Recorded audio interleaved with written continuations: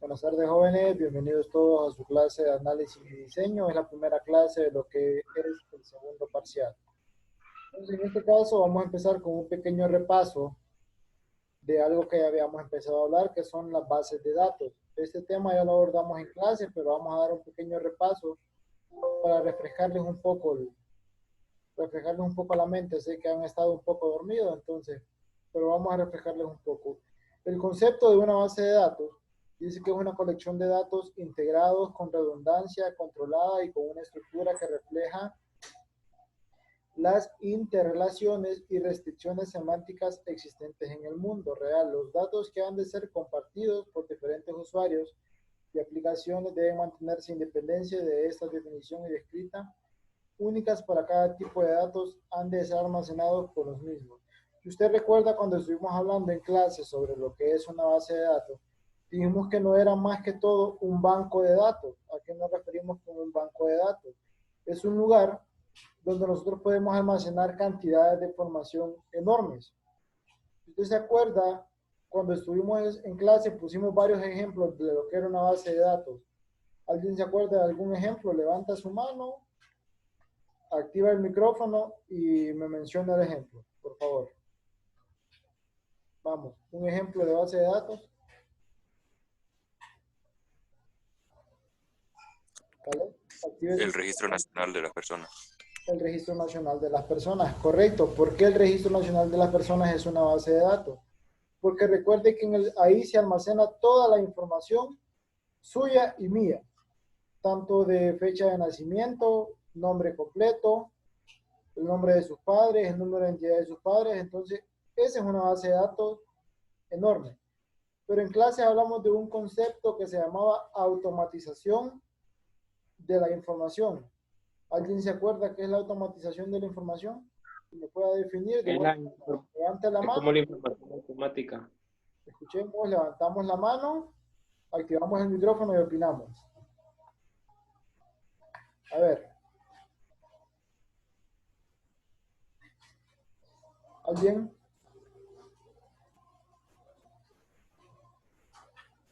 A ver, Khalid, active su micrófono y nos da su opinión. Es el procesamiento automático de toda la información. Correcto, es un procesamiento automático de toda la información. Pero ¿cómo podemos definir de una manera más práctica esto? A ver, Mike por Rivera, ayúdenos. ¿A qué se refiere el tratamiento automático de la información? ¿Qué es eso? No, en serio no me acuerdo. ¿No se acuerda? A ver, ¿quién nos podría ayudar? Iván, ¿se acuerda? No me acuerdo. Ok, recordemos, voy a refrescarles la memoria. Cuando hablamos del tratamiento automático de información, nos referimos a la forma en que se procesa la información hoy en día. Yo les ponía el mismo ejemplo del Registro Nacional de las Personas. En el pasado, cuando no existía la tecnología, ¿qué utilizaba el Registro Nacional de las Personas para guardar información? Utilizaban un libro que se llamaba almanaque, en el cual ellos a mano escribían los datos de cada una de las personas. Hoy en día, ¿qué pasa? Hoy en día tienen su base de datos, tienen su software, el cual les almacena automáticamente la información. Entonces, a eso se refiere el tratamiento automático de la información. De pasar de escribir la información en un cuaderno a que nuestra computadora pueda procesarlo. ¿Se entiende lo que es el tratamiento automático de la información? Si alguien tiene una duda, por favor, me levanta la mano, enciende el micrófono y pregunta. ¿Claro todos? Vamos, pregunten. ¿Listo hasta ahí entonces? Ok, todos con el dedito arriba, como Leslie Amaris, todos pongan el dedito arriba si me entendieron y me comprendieron el concepto de tratamiento automático de la información. No miro a nadie, miro, solo Caleb.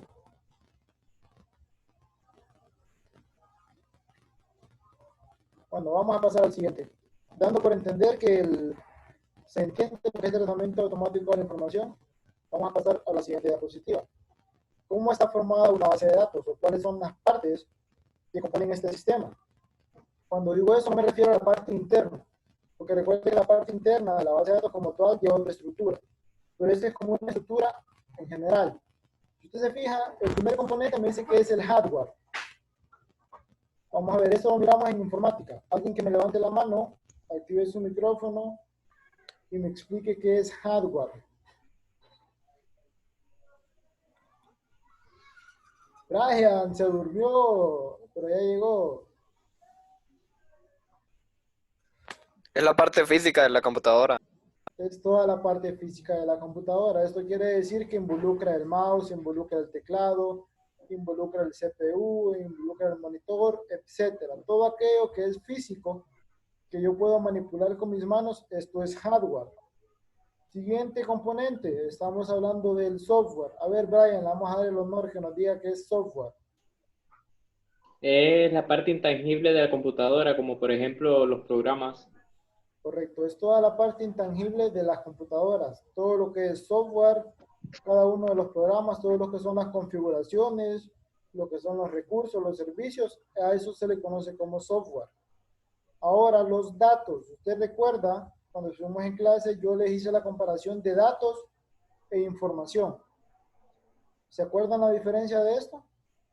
Que los datos me parece que solo era como, o sea, no sé si lo diré al revés, pero como que los datos era cuando usted nos daba como la información de forma como más detallada, mientras que la información es como que nos daba una sola información a manera abrupta, o sea, no entendible. Correcto. Entonces, muy bien. Así es, Brian. La información es cuando usted obtiene mucha información en bruto, pero no ordenada. El ejemplo que les ponía cuando hacíamos ¿cómo se llama? Cuando hacíamos el ejemplo del número de identidad. Usted recuerda que yo le decía 2, 3, 4, qué feo eso, ¿verdad? 4, 5, 6, les daba un grupo de números Qué bonito es, sí. desordenados. Pero luego, al ordenarlos, obteníamos lo que es el número de identidad. Entonces, a eso se refiere los datos. Cuando usted ingresa la información, entonces esos datos forman parte, esos datos forman parte de mi base de datos. Ahora, el personal. ¿Por qué creen ustedes que el personal es parte de una base de datos? Porque la información no se puede ingresar sola. Una, porque la información no se puede ingresar sola. Y dos, la información no se puede recaudar o recoger de una manera sola. Entonces, está muy bien la respuesta del compañero porque el personal es importante porque el software o la base de datos necesita ser manipulada por alguien, en este caso un especialista de la base de datos. Vamos a pasar a la siguiente diapositiva. Como el software principal, tenemos por sus siglas CGDBE, Sistema Gestor de Base de Datos. ¿Qué es un sistema gestor de base de datos? Un sistema gestor de base de datos es un conjunto coordinado de programas, procedimientos o lenguajes, etcétera, que suministran tanto al usuario, no informáticos, como a los analistas, programadores o los que diseñan la base de datos, los medios necesarios para administrar una base de datos. Entonces quiere decir que este sistema gestor de base de datos lo que nos brinda son las herramientas suficientes para que nosotros podamos gestionar la base de datos. ¿A qué me refiero cuando digo gestionar base de datos? A ver, alguien que me ayude, levante la mano, active el micrófono y opina. ¿Vale? A ver, Michael. Que mantiene ordenada la información de alguna forma. Correcto, esa es una de las actividades del gestor de base de datos, mantener ordenada la información. Pero ¿cuál sería otra actividad que realiza un gestor de base de datos?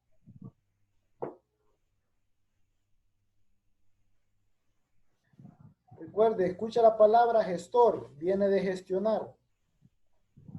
Entonces, cuando yo gestiono algo, quiere decir que yo lo puedo manipular.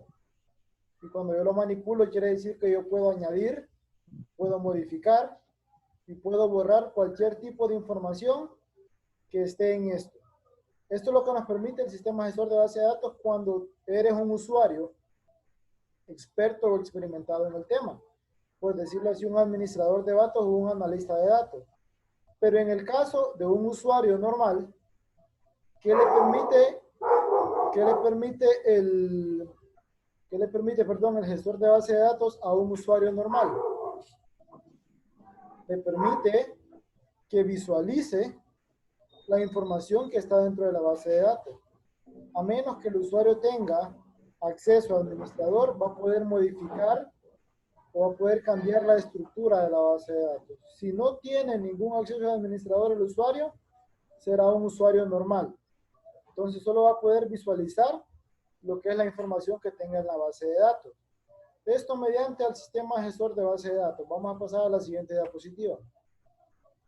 Es lo que les hablaba anteriormente, las funciones de un gestor de base de datos. Función número 1, función de descripción o de definición. En este caso yo puedo definir, puedo describir, puedo crear, puedo eliminar una base de datos. Esas funciones son las que caben dentro de esto. La función de manipulación. Cuando yo manipulo, es lo que les decía anteriormente. Yo puedo agregar información, puedo borrar información, puedo modificar información que ya esté dentro de mi base de datos. Esto es una función de manipulación, perdón. Y al final la función de utilización. ¿Qué hacemos en esta función? ¿O qué herramientas, qué trabajo se cumple en esta función? La función de utilización, como les comentaba, es la función que realiza el usuario. O es donde interviene el usuario. ¿En qué forma? Cuando viene y utiliza la base de datos, ya sea solo para consultar información, ya sea para verificar información. Entonces, aquí es donde el usuario interviene. Esto lo podemos ver mucho en las bases de datos de grandes cantidades, como hablábamos de la base de datos del Registro Nacional de las Personas. En el Registro Nacional de las Personas, nosotros como usuarios igual solo cumplimos la función de utilización. ¿Por qué? Porque solo vamos y consultamos la base de datos del registro de las personas. Por ejemplo, ahorita hay una aplicación en internet, en la Play Store, que usted solo coloca su número de identidad y él le dice el lugar donde le toca votar, o le dice el lugar donde usted tiene que renovar su identidad. Todas estas son una función de utilización que el usuario tiene o que la base de datos le da al usuario. ¿Dudas, consultas hasta ahí? ¿Estamos bien? Sí. Todos con el dedito arriba, por favor.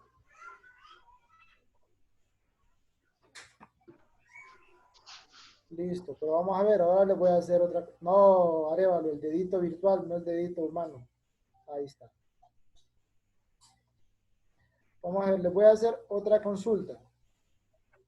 ¿Qué gestores de base de datos conocen ustedes o creen que existen? A ver. ¿Qué gestores de base de datos creen ustedes que existen? ¿O han escuchado acerca de algún gestor de base de datos? ¿Ninguno? Ah, chingue. ¿Qué me está diciendo que solo tengo No es 10 minutos ahí de... No, no es con ustedes, es que se me está diciendo que solo tengo 10 minutos porque es una versión gratuita. Vamos a ver. Entonces, los gestores de base de datos, el más usado en este caso es Access. Y es con el que nosotros vamos a empezar. Vamos a ver si me queda chance de dar la pequeña introducción. Access es el gestor de base de datos por excelencia, el cual nos brinda Microsoft de una forma gratuita. Entonces vamos a esperar que caiga ahorita para dar una pequeña intro de lo que es Access. Cómo se utiliza. En este caso, si usted se fija, esta es la pantalla principal. Me ofrece infinidad de plantillas, las cuales usted puede utilizar para guiarse o simplemente crea una base de datos en blanco. Nosotros vamos a crear una base de datos en blanco a medida de ejemplo. La vamos a llamar instituto. Le vamos a dar crear. Una vez le damos crear, se nos va a presentar esta pantalla. Esta es la pantalla principal de trabajo. Si usted recuerda, cuando estuvimos trabajando en Excel, definimos que estas son mis columnas y estas son mis filas. En este caso, yo puedo tener dos vistas de mi base de datos. Tengo la vista de hoja de datos, que es la que estoy actualmente, y tengo la vista de diseño. Para cambiar a la vista de diseño me pide que primero ingrese el nombre de la tabla. Vamos a crear la tabla alumno. Y aquí me muestra los campos que yo voy a crear en la tabla alumno. Un punto importante son los tipos de datos. ¿A qué se refiere con el tipo de datos? El tipo de datos va a depender mucho del campo que usted quiera agregar. En este caso, vamos a ver a alguien que me responda. Si yo quiero que se me introduzca el nombre, ¿qué tipo de datos de estos tengo que utilizar? A ver, alguien que levante la manito, quite el micrófono y diga qué tipo de datos tengo que utilizar si yo quiero que me introduzca mi nombre. A ver, Iván Díaz. Vamos a ver primero con Iván Díaz. Texto corto. Puede ser un texto corto o un texto largo. No importa. Entonces, digamos, aquí, si usted se fija, este tiene un ID y tiene una llavecita aquí. Eso me indica que es una primary key. ¿Qué es una primary key? Una primary key es una llave primaria. ¿Para qué sirve una llave primaria? Una llave primaria me va a servir a mí para identificar esta tabla en todas las otras tablas de la base de datos, porque esas son una base de datos relacionales. Entonces, a través de mi primary key, yo reconozco o obtengo la información de las tablas en otras tablas. A través de este primary key, yo identifico mi tabla en toda mi base de datos. ¿Dudas, consultas hasta ahí? ¿Está bien?